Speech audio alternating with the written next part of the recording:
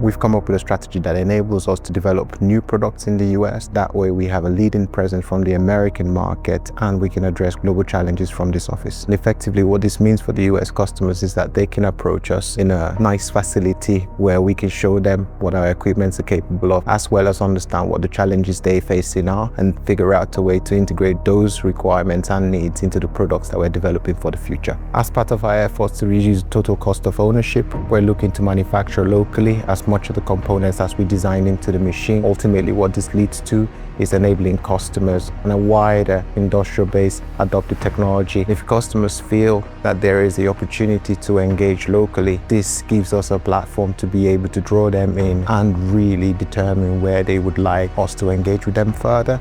And this includes the access to our equipment here, where we can spend time talking them through the details, provide training, benchmarks, and ultimately engaging with engineers on a very technical level. This facility gives us the opportunity to really bring that solution to the customers up close and personal.